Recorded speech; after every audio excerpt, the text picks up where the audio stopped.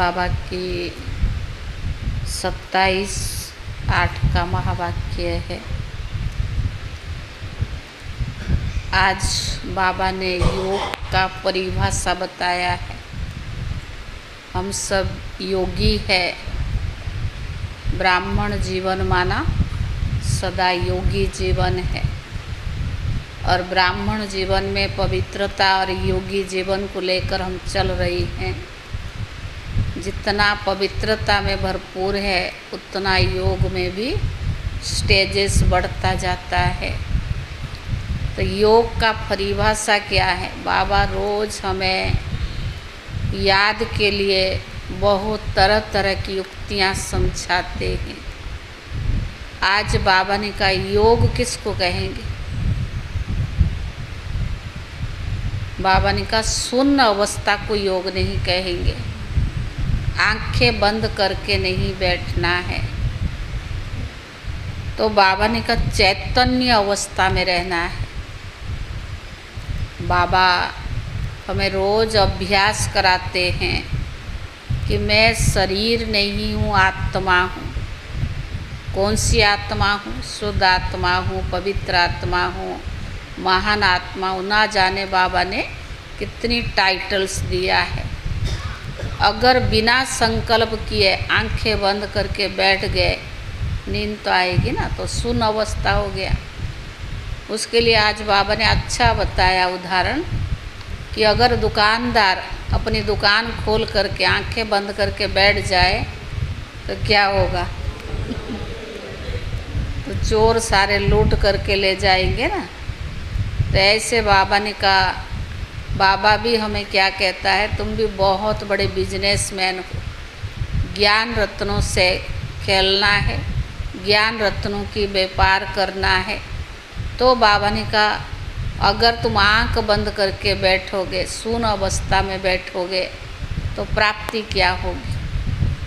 नहीं होगा ना। तो बाबा ने कहा आंख खोल करके चैतन्य अवस्था में बैठकर बाप को याद करना और अंदर श्रेष्ठ संकल्पों की बार बार अपने मन में दोहराना। इसके लिए बाबा कहते स्वदर्शन चक्रधारी बनो। हम कौन है, कहाँ से? बाबा ने अनेक तरीका बताया है, लेकिन बाबा ने कहा शून्य होकर के नहीं बैठना है। उसको बाबा ने कहा कोई योग नहीं कहेंगे। अगर आंखें बंद करके बैठते तो उसको योग नहीं कहेंगे। तो बाबा ने कहा आंखें बैठ करके बैठने के लिए क्यों मना है? नींद आती है। बाबा ने कहा यहाँ आंखें बंद करके बैठने के लिए क्यों मना किया? नींद आ जाता है, वो तो है ही, लेकिन जब बैठते हैं ना योग करने के लिए, तो आंखें बंद करके नहीं बैठना है।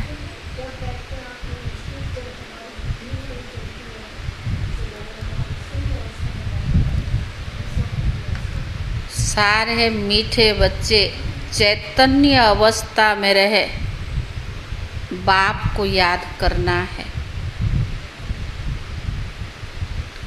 शून्य अवस्था में चले जाना या नींद करना, ये कोई योग नहीं है।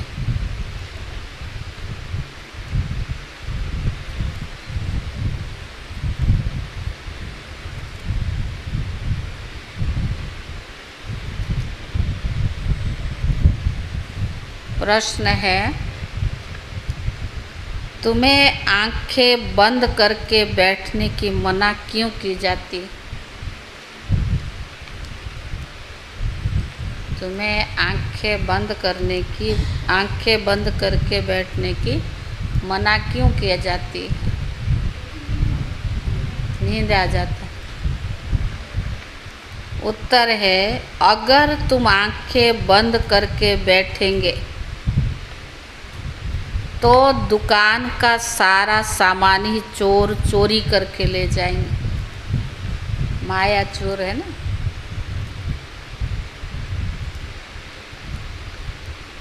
माया चोर बुद्धि में कुछ भी धारण होने नहीं देगी। माया चूर बुद्धि में कुछ भी धारण होने नहीं देगी। आंखें बंद करके योग में बैठेंगे तो नींद आ जाएगी। आंखें बंद करके योग में बैठेंगे तो नींद आ जाएगी। पता नहीं चलेगा, इसीलिए आंखें खोल कर बैठना है। इसीलिए आंखें खोल कर बैठना है। काम काज करते बुद्धि से बाप को याद करना है। इसमें हड्डियों की बात ही नहीं। काम काज करते बुद्धि से बाप को याद करना है। इसमें हड्डियों की बात ही नहीं। ओम शांति। रूहानी बाप कहते बच्चों को, यह भी तो बच्चा है ना। कौन? ब्रह्मा बाप। देहधारी कोई भी है, सब बच्चे हैं। तो रूहानी बाप आत्माओं को कहते, आत्मा ही मुख्य है। यह तो अच्छी रीति समझो। यहाँ जब सामने बैठते हो तो ऐसे नहीं शरीर से न्यारा हो गुम हो जाना है। शरीर से न्यारा हो गुम हो जाना वो कोई याद की यात्रा की अवस्था नहीं। यहाँ तो सुजाग होकर बैठना है। चलते फिरते उठते बैठते अपने को आत्मा समझकर बाप को याद करना है। बाप ऐसे नहीं कहते यहाँ बैठ बेहोश हो जाओ। कहा कभी बाबा ऐसे बहुत बैठे बैठे गुम हो जाते हैं। तुम्हें तो सुजाग होकर बैठना है और ही पवित्र भी बनना है। पवित्रता बिगर धारणा नहीं होगी। किसका कल्याण भी आप नहीं कर सकेंगे, किसको वो नहीं कह सकेंगे। खुद पवित्र रहते नहीं, दूसरों को कैसे कहते हैं। वो तो पंडित हो गया ना। मियाँ मिट्टू भी नहीं बनना है। फिर वो दिल अंदर खाता रहेगा। ऐसा मत समझो हम सुन में चले जाते। कहते हमें कोई सुध बुध नहीं रहती, हम सुन में चले जाते हैं। आंखें बंद हो जाती है। ये कोई याद की यात्रा की अवस्था नहीं है। इसमें तो चैतन्य अवस्था में रहे बाप को याद करना है। नींद करना कोई याद करना नहीं है। बच्चों को कोई पॉइंट समझाई जाती है, शास्त्र में दिखाया गया है। सातवीं भूमिका में चले जाते हैं। उनको दुनिया का पता भी नहीं पड़ता है। तुमको तो दुनिया का पता है ना। यह अच्छी दुनिया है। बाप को कोई भी जानते नहीं। अगर बाप को जाने तो सृष्टि चक्र को भी जान जाए। बाप बतलाते हैं ये चक्कर कैसे फिरता है, मनुष्य पुनर्जन्म कैसे लेते हैं। सतयुग में भले बड़ी आयु हो जाती है तभी वहाँ बदसूरत नहीं होंगे। बाकी सन्यासियों का तो हठ योग है। आंखें बंद करना, गुफाओं में बैठे बैठे बदसूरत बन जाना। तुमको बाबा कहते ग्रस्त व्यवहार में रहते भी सुजाग रहना है। सुन में चले जाना ये कोई अवस्था नहीं है। धंधा आदि भी करना है, ग्रस्त व्यवहार भी संभालना है। सुन में नहीं जाना है। काम काज करते बुद्धि से बाप को याद करना। जरूर काम करेंगे तो आंखें खुले रखेंगे ना। तो काम करके थोड़ी आंखें बंद करके कोई काम होता है क्या। धंधा आदि सब कुछ करते रहो, बुद्धि योग बाप के साथ हो। इसमें गफलत नहीं करनी है। दुकान पर बैठे बैठे अगर आंखें बंद हो जाएगी तो क्या होगा। हाँ राजेश भाई, सारी दवाइयाँ ले जाएंगे लोग। बाबा ने कहा अगर दुकान पर बैठे बैठे आंख बंद हो जाएगी तो कोई भी सामान ले जाएंगे और पता भी नहीं पड़ेगा। ये कोई अवस्था नहीं है। हम देह से न्यारे हो जाते हैं। हम ये सब बाबा ने कहा ये सब हटी युग की बात है, रिद्धि सिद्धि वाले करते हैं। बाप तो अच्छी रीति बैठ समझाते हैं, इसमें आंखें बंद नहीं करना है।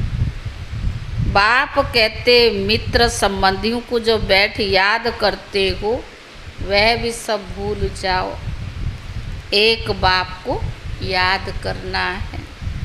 सिवाय याद की यात्रा से पाप कट नहीं सकते। भोग ले जाते हैं, गुम हो जाते हैं। सूक्ष्म वतन में इसमें क्या होता है? होता कुछ? भोग ले जाते हैं और सूक्ष्म वतन में गुम हो जाते हैं, उसको ज्ञान योग नहीं कहेंगे ना। जितना समय वहाँ है विक्रम विनाश होना से। विक्रम विनाश किससे होता है? योग से। शिव बाबा को याद कर न सके, न बाबा की वाणी सुन सकेंगे तो घाटा पड़ जाता है।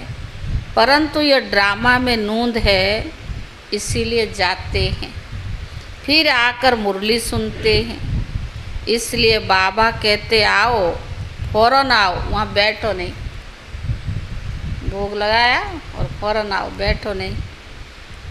खेल पाल करना बाबा ने बंद कर दिया। यह भी घूमना फिरना रुलना हुआ ना।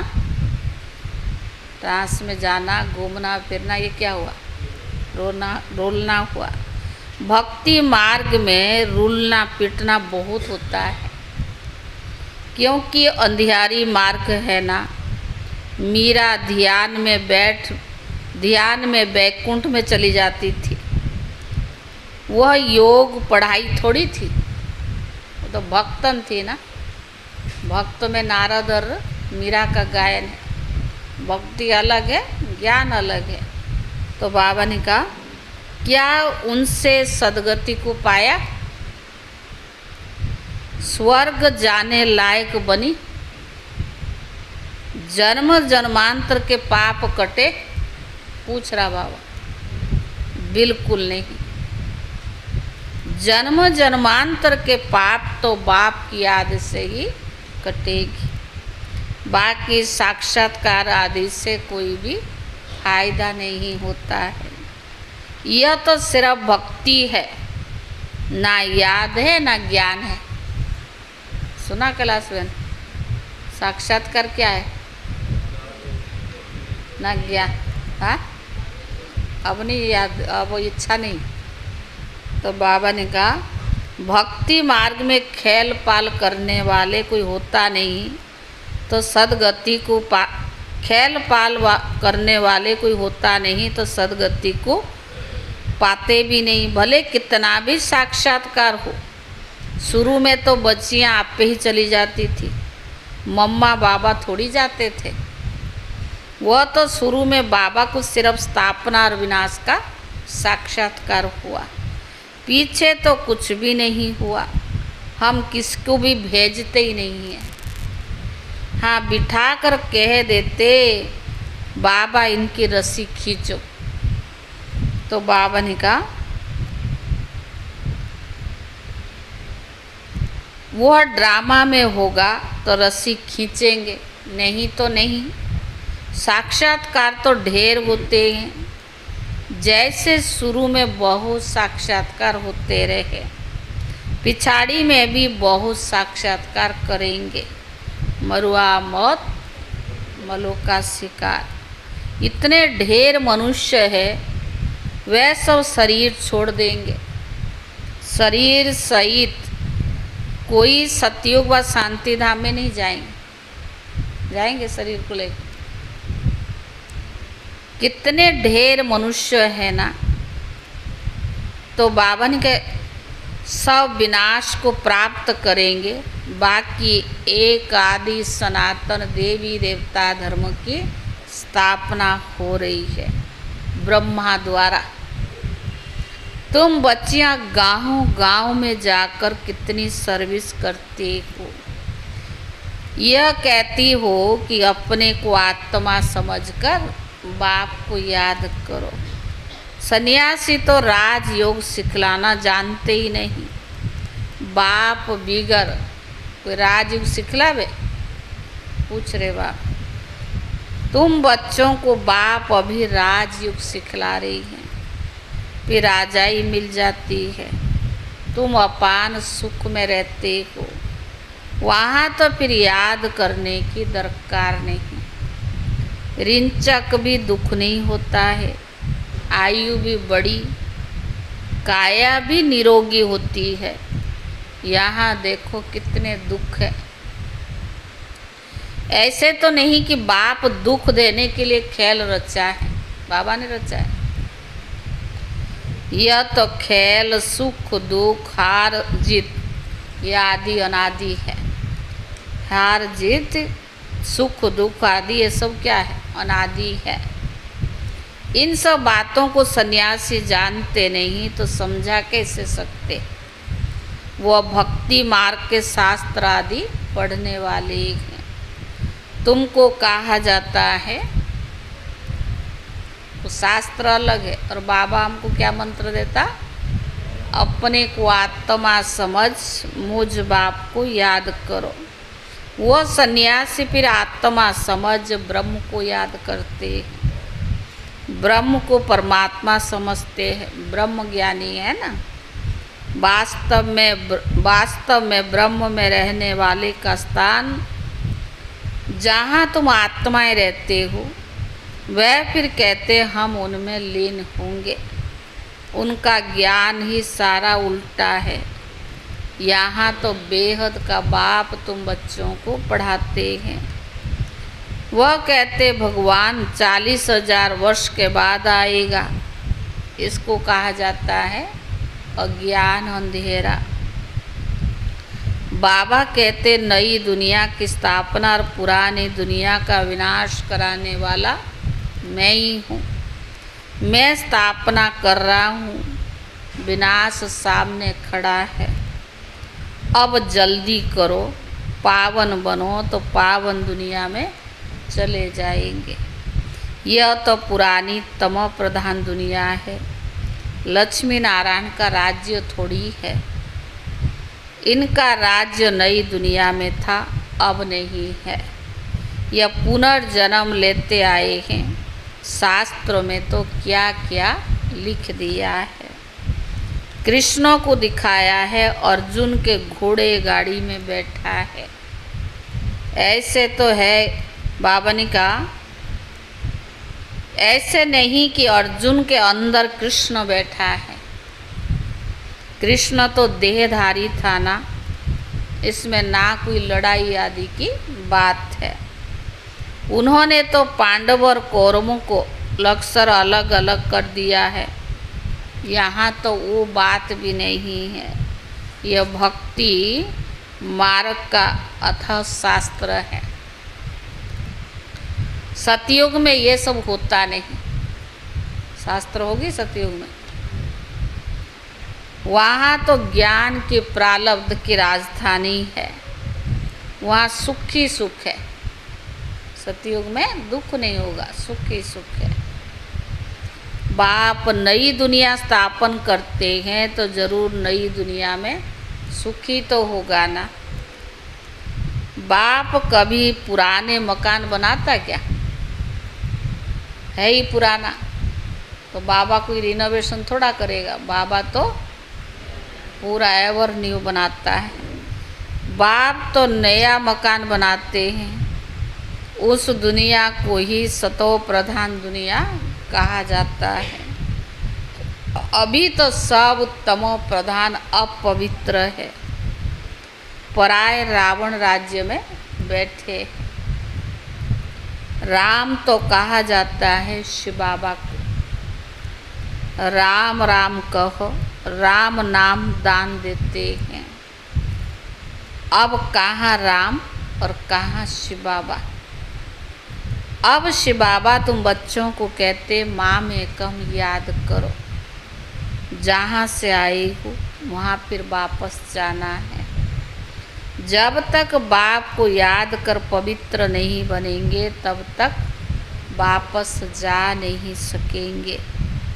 तुम्हारे में भी कोई विरले है जो अच्छी रीति बाप को याद करते हैं।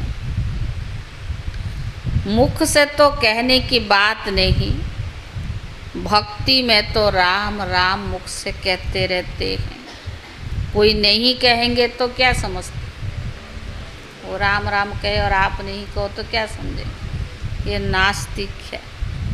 कितना आवाज़ करके गाते हैं, जितना झाड़ बड़ा होता है उतनी भक्ति के सामग्री भी बड़ी होती जाती है।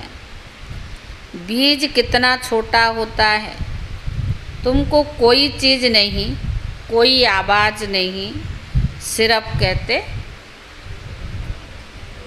हैं अपने को आत्मा समझ मुझ बाप को याद करो। ये भी मुख से नहीं कहना है, वो तो राम राम करते रहते ना। आपको बाबा ने कहे भी आत्मा आत्मा नहीं, ये तो अंदर बुद्धि से ही याद करना है। लौकिक बाप को भी बच्चे बुद्धि से याद करते हैं। बाबा बाबा कहकर बैठ थोड़ी जाते। अभी तुम जानते हो आत्माओं का बाप कौन है। आत्माएं सब भाई भाई है। आत्मा को कोई नाम नहीं है, बाकी शरीर का नाम बदलता है। आत्मा तो है ही आत्मा, वह परमात्मा है। हम सब आत्मा है और बाबा परमात्मा है। राजरानी माता जी कौन सी अवस्था में हो? आत्मिक स्थिति, सुन अवस्था, परम धाम में हो, कहाँ हो? यहीं पे। तो बाबा ने कहा आत्मा को और कोई नाम नहीं है, बाकी शरीर का नाम बदलता है। आत्मा तो है ही आत्मा और वह है परमात्मा, और उनका नाम क्या है? शिव है। उनको अपना शरीर नहीं है। बाप कहते मुझे अगर शरीर होता मैं भी तो पुनर्जन्म में आना पड़ता, तुमको तो फिर सदगति कौन देता? बाबा को शरीर होता, पुनर्जन्म में आते तो बाबा ने कहा फिर सदगति कौन देता? भक्ति मार्ग में मुझे याद करते हैं, अनेक चित्र है। अभी तुम बच्चे नरकवासी से स्वर्गवासी बनते हो। जन्म तो नरक में लिया ना, मरेंगे स्वर्ग के लिए। यहाँ तुम आए हो स्वर्ग में जाने के लिए। जैसे कोई बीज आदि बनाते हो तो पहले फाउंडेशन सेरिमनी कर लेते हैं, फिर जैसे कोई ब्रिज आदि बनाते, पुल बनाते हैं ना बड़े बड़े, तो उसको क्या करते, पहले उद्घाटन करेंगे, सेरिमनी करेंगे, फिर उसके बाद बाबा ने कहा बनाना शुरू करते हैं। स्वर्ग की स्थापना का उद्घाटन यानी फाउंडेशन सेरिमनी बाप ने कर लिया है। अब तैयारी होती रहती है। मकान बनने में टाइम लगता है। बाबा ने कहा मकान बनने में टाइम लगता है क्या? गवर्नमेंट करने पर आए तो 1 मास में मकान बनाकर खड़ा कर। विलायत में तो मकान तैयार मिलते हैं, स्वर्ग में तो बहुत विशाल बुद्धि सतो प्रधान होते हैं। तो बाबा ने कहा साइंस की बुद्धि तीखी होती है। कहाँ? स्वर्ग में। झट बनाते जाएंगे, मकानों में जड़ीत भी लगती जाएगी। आजकल तो इमिटेशन देखो कितने जल्दी बनाते रहते हैं, वह फिर रियल से भी जास्ती चमकता है। क्या चीज़? इमिटेशन। कोई भी चीज़ सोना की इतना चमक नहीं होगी, इमिटेशन का इतनी चमक होगी। और आजकल की मशीनरी से झट बना भी लेते हैं। वहाँ मकान बनाने में देरी नहीं लगती। कहाँ? सतयुग में सफाई आदि होने में टाइम लगता है। ऐसे नहीं कि सोने की द्वारिका समुद्र से निकल आएगी। तो बाप कहते खाओ पियो भले, सिर्फ क्या करो? मुझ बाप को याद करो, तो विक्रम विनाश हो जाएगा। और कोई उपाय नहीं। जन्म जन्मांतर गंगा स्नान आदि करते आए हो, परंतु कोई भी मुक्ति, जीवन मुक्ति को पाते नहीं। यहाँ तो बाप पावन बनने की युक्ति बताते हैं। बाप कहते मैं ही तो पतित पावन हूँ ना, तुमने बुलाया है पतित पावन आओ, तो आ करके हमको पावन बनाओ। ड्रामा पूरा हुआ, फिर सब एक्टर स्टेज पर होनी चाहिए, क्रिएटर भी होना चाहिए, सब खड़े हो जाते हैं ना। यह भी ऐसा ही है। अभी आत्माएं आ जाएगी, सभी आत्माएं आ जाएगी, फिर वापस भी जाना होगा। अभी तो तैयार हुए नहीं हो। जब सब तैयार हो जाएंगे, स्टेज पर आ जाएंगे, तो वापस जाएंगे। तो बाबा ने कहा कर्मातीत अवस्था तो हो ही नहीं, तो विनाश कैसे होगा? बाप आते हैं तुमको नई दुनिया के लिए पढ़ाने। वहाँ काल होता नहीं, तुम काल पर जीत पाते हो। कौन जीत पहनाते हैं?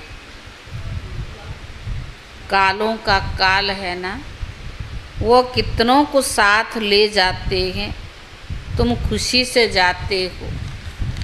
बाबा कहते अब बाबा आए हैं तुम्हारे सब दुख दूर करने के लिए।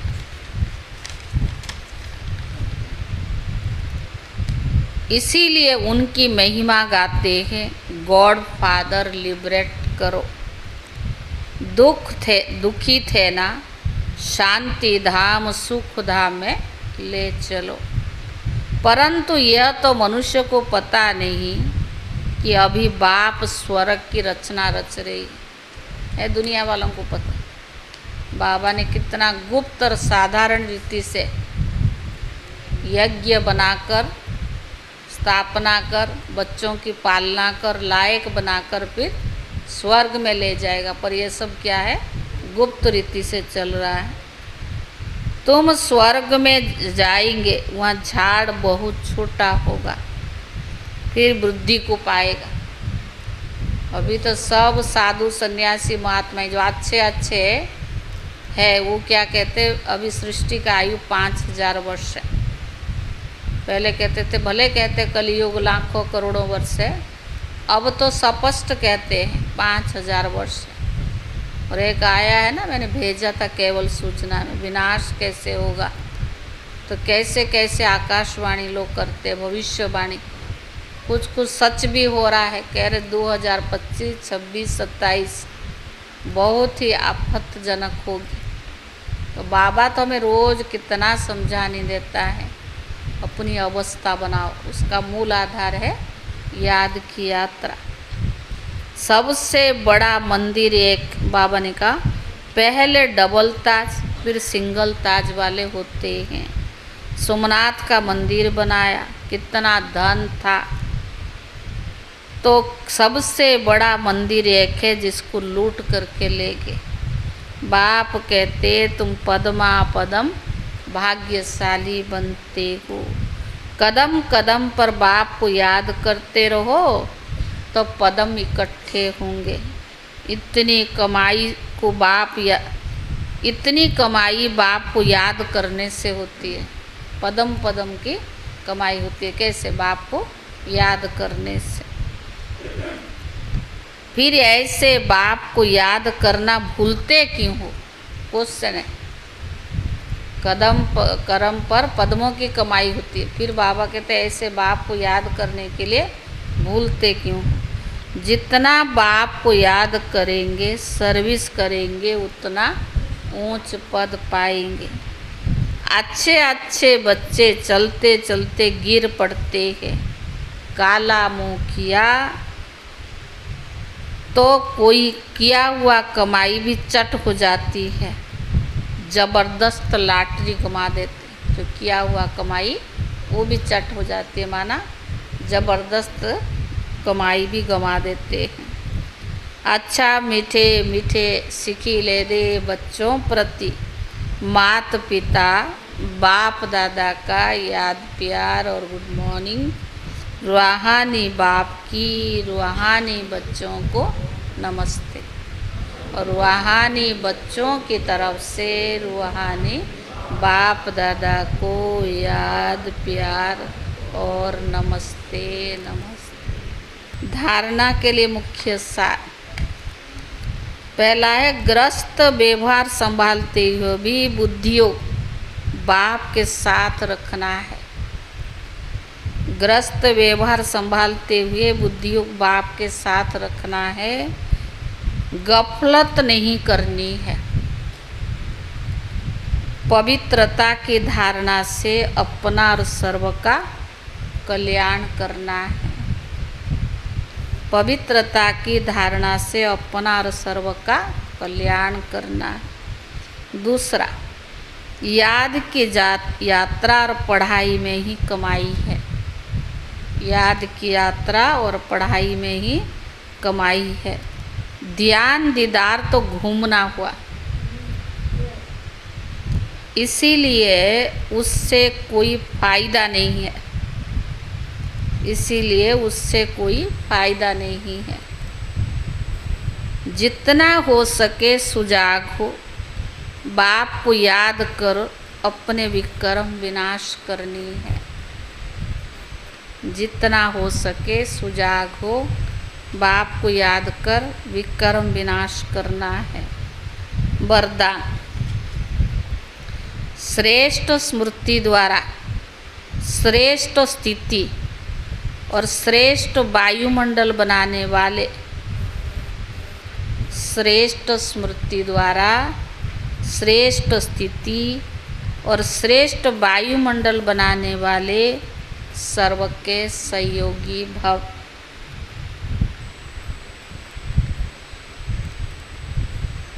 योग का अर्थ है श्रेष्ठ स्मृति में रहना। मैं श्रेष्ठ आत्मा, श्रेष्ठ बाप की संतान हूँ।